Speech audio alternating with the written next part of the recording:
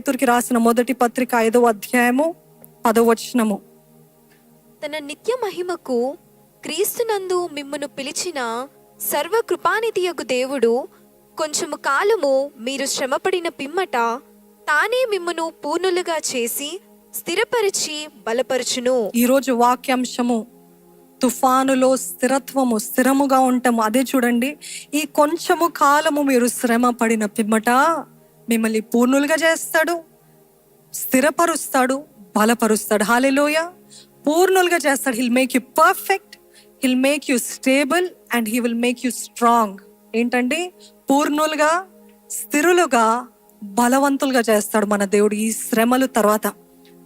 గమనించండి, if you want great anointing, you need to have a great Storm in your life. గొప్ప శ్రమ లేకుండా, గొప్ప తుఫాను లేకుండా గొప్ప అభిషేకము లేదు. అభిషేకం ఎప్పుడు బలముగా ఉంటుందంటే ఎప్పుడైతే పిండబడతారో, ఎప్పుడైతే త్రొక్కబడతారో, ఎప్పుడైతే దంచబడతారో, ఎప్పుడైతే గేలి చేయబడతారో, అవమానపరచబడతారో, కన్నీటితో నింపబడతారో, గుండె పగిలే పరిస్థితులు ఉంటాయి. గుండె గాయాలైన పరిస్థితుల్లో ఎక్కువగా దేవునికి సమీపంగా ఉంటారు కాబట్టి గొప్ప అభిషేకం మీరు పొందుకుంటారు. హల్లెలూయా. ఎప్పుడు మామూలుగా సంతోషంగా ఉన్నప్పుడు అంత అభిషేకము కనపడుతుందో లేదో, అంటే అభిషేకం లేక కాదు, కానీ when you're in too much pain, there is too much of anointing, there is greater anointing. When you're in pain and you God's power, God's presence, దేవుని అభిషేకము బలముగా మన ద్వారా పనిచేస్తుందండి. ఎప్పుడు రాని మాటలు, ఎప్పుడు రాని కొత్త పాటలు, ఎప్పుడు రాని ఆలోచనలు అప్పుడు వస్తాయి. ఎందుకంటే ఆ నొప్పి గుండా వెళ్తే ఒక గొప్ప సింగర్ అంట. ఆ సింగర్ మామూలుగా she was a hit singer, కానీ ఒకానొకసారి ఒక పెద్ద విషాదం జరిగింది. యాక్సిడెంట్ అయింది. She was unable to walk, she was unable to move, she was bed ridden. అట్లాంటి పరిస్థితుల్లో ఆ బెడ్లో ఉన్నప్పుడే పాట రాసింది. ఆ పాట రాస్తే ఆ పాట రిలీజ్, తను సెట్ అయిన తర్వాత రిలీజ్ చేసింది. ముందున్న వాటన్ని హిట్స్ కంటే ఆ పాట పెద్ద హిట్ అయిందంట. ఎందుకు అనంటే ఆ బాధలో ఉన్నప్పుడు తన అనుభవం, తన బాధ, తన శ్రమ అంతా కూడా రాసింది. అది అనేక కోట్లాది మంది రిలేట్ అయ్యి, అవును, how did she write exactly what we feel, how did she know, ఎలాగ తెలుసుకుంది, this is exactly how I feel, how did she know, because it is the anointing of God that will make you closer to him in your pain. Hallelujah.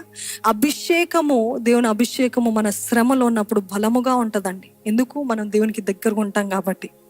Today I'm telling you, I warn you, నిజంగా చెప్తున్నాను, అనుభవపూర్వకంగా చెప్తున్నాను.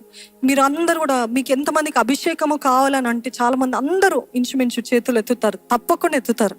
Because you think anointing అంటే power, anointing అంటే గొప్పగా వాడబట్టం, anointing అంటే authority, ఇవన్నీ అంటారు. Wonderful, it is true. కానీ with anointing comes great suffering. Are you ready to pay the price? వెల చెల్లించడానికి సిద్ధంగా ఉన్నారా? ఎందుకంటే నేను ఒక రోజు దేవుణ్ణి ఈ పరిచర్లో ఉన్నప్పుడు, దేవా, I don't want this routine Lord. నామకార్థ ఆరాధన, నామకార్థ స్థుతులు, నామకార్థంగా చదవడము, నామకార్థంగా వచ్చామా వెళ్ళామా, డెడ్గా ఉంది అయ్యా. నా హృదయం అంతా కూడా ఎంటీగా ఉంది, ఖాళీగా ఉంది. నాకు ఇట్లా వద్దు ప్రభువా, గివ్ మీ డబుల్ అనాయింటింగ్ అని అడిగాను. పొరపాటున అడిగానో నిజంగా అడిగానో నాకు తెలీదు. I just said I want double anointing. And when I said double anointing, ఎప్పుడు రానని శ్రమ, ఎప్పుడు రానని శ్రమలు, ఎప్పుడు పగలనంత నా గుండె హృదయము ఆ పగిలే పరిస్థితులు గుండా దేవుడు నడిపించాడు. ఎన్నో నెలలు కాదు, క్షమించండి, ఎన్నో వారాలు ఏడుపు, కన్నీరు, బాధ, వేదన, ఎక్కడ చూసినా గందరగోళము. అసలు ఇది ఎంత చీకటిగా ఉండిందంటే, అసలు ఇస్ దర్ వే, దీని నుండి బయటికి రాగలుగుతానా, దీని నుండి అసలు ఏమైనా మార్గం ఉందా ప్రభువా అని అడిగే పరిస్థితి, ఓపిక కూడా లేదు, అంత భయంకరంగా. దాని తర్వాత మెల్లమెల్లగా ఆ తుఫాను తగ్గిపోతున్నప్పుడు నేను అడిగాను, దేవా, ఎందుకు ఇంత భయంకరమైన తుఫాన్ని అనుమతించావు అని నేను ప్రార్థన చేసుకున్నప్పుడు, ప్రార్థనలోనే దేవుని ఆత్మ ద్వారా మాట్లాడుతున్నాడు. You ask for double anointing. You won't get double anointing if you don't get. ఈ రీతిగా శ్రమ పడకపోతే నువ్వు పొందుకోలేవు. You want to be a blessing, first you be crushed by me. నా ద్వారా చితికివేయబడాలి, దంచబడాలి, దూషించబడాలి, అవమానపరచబడాలి. అంత అయిన తర్వాత అప్పుడు నేను నిన్ను వాడుకుంటాను, అప్పుడు నా మహిమ కనపరుస్తాను, అప్పుడు యూ విల్ హ్యావ్ పవర్. ఆ ప్రభావం ఉంటుంది, దేవుని శక్తి నీలో కనబడుతుంది అని దేవుడు చెప్పాడని. తర్వాత ఇప్పుడు అడగాలంటే కొద్దిగా భయం అవుతుంది. ఎందుకంటే దేవా అభిషేకం అంటే మళ్ళా. కానీ ఇందాక చెప్పినట్టు ఒక్కసారి ఆ పెయిన్ థ్రెషోల్డ్ దాటామనుకోండి, అది అంతా అయిన తర్వాత అనిపిస్తుంది ఇదంతా ఒక లెక్కన, దీని గుండా అంతా వెళ్ళాం కదా, ఇదంతా ఒక లెక్కన అనిపిస్తుంది. ఆ రీతిగా అందుకనే దేవుడు ఇక్కడ ఈ మాట, మిమ్మల్ని స్థిరపరిచి బలపరుస్తాను, మిమ్మల్ని అందరినీ బలవంతులుగా చేస్తాను. ఎలాగా? ఫిజికల్గా కాదు, ఆత్మలో.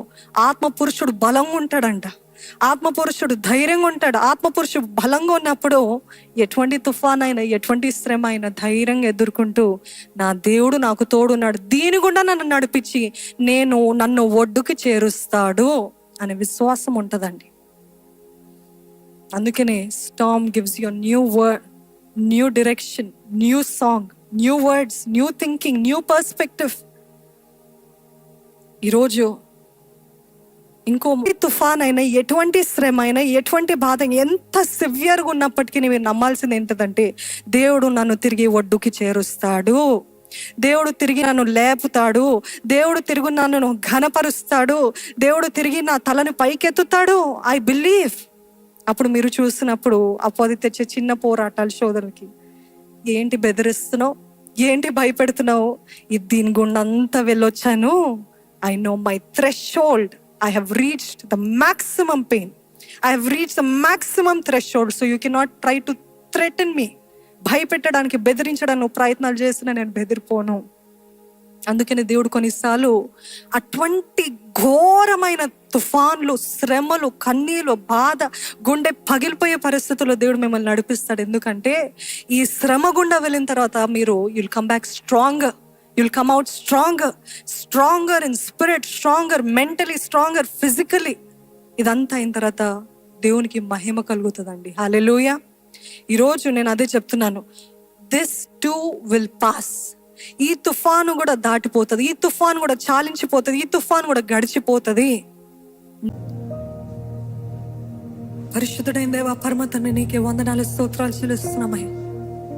ఈరోజు తుఫాను గుండా వెళ్తున్న ప్రతి బిడ్డని చూడయ్యా, ప్రతి ఒక్కరిని చూడు, ప్రతి సేవకుని, ప్రతి పరిచర్యని, ప్రతి విశ్వాసిని నీవే చూడయ్యా. నువ్వు ఎరిగి ఉన్నావయ్యా. మా కేడము నీవే, మా ఆశ్రయ దుర్గము నీవే, మా దాగు స్థలము నీవే ప్రభువా. అపవాది క్రియల నుండి మమ్మల్ని తండ్రి దాచిపెట్టమని వేడుకుంటున్నామయ్యా. నీ రక్తపు నీడలు మమ్మల్ని మరుగుపరచమని వేడుకుంటున్నాం ప్రభువా. జయము దయచేయి, విజయోత్సాహము మాకు దయచేయి, విజయధ్వని మా నోట్లో ఉంచమని వేడుకుంటున్నాం ప్రభు. పోరాడే శక్తిని దయచేయి, పోరాడే బలమును దయచేయి, ధైర్యాన్ని దయచేయి, అధిక విశ్వాసము దయచేయి. నీ శక్తితోటి నింపు, నీ వెలుగుతోటి నింపు. ఇప్పుడు మాకు కనపడుతున్న అంధకార పరిస్థితి, అంధకారము కొద్ది కాలము వరకే, కొంతకాలము వరకే నమ్మటానికి మాకు సహాయం చేయి. There's always a light at the end of the tunnel. నీవే వెలుగునిస్తావు, నీవే మార్గాన్ని చూపిస్తావు, నీవే మా తలనెత్తుతావు, నీవే మాకు జయాన్నిస్తావు. ఎక్కలేనంత ఎత్తైన కొండపైకి ఎక్కించేదేవా, నీకే కోట్లాది స్తోత్రాలు చెల్లిస్తూ నీ ఆత్మ ద్వారా నీ ఆత్మ కార్యాలు కొనసాగింపజేయమని మమ్మల్ని అందరినీ బలపరిచి అంతవరకు నడిపించి, ఒకవేళ ఈరోజు తుఫాన్ లాంటి పరిస్థితులు లేనప్పటికీ, ఆ తుఫాను పరిస్థితులు వచ్చినప్పుడు తండ్రి వాక్యము వారి హృదయంలో తండ్రి నీవే బయలుపరచమని వేడుకుంటున్నాను.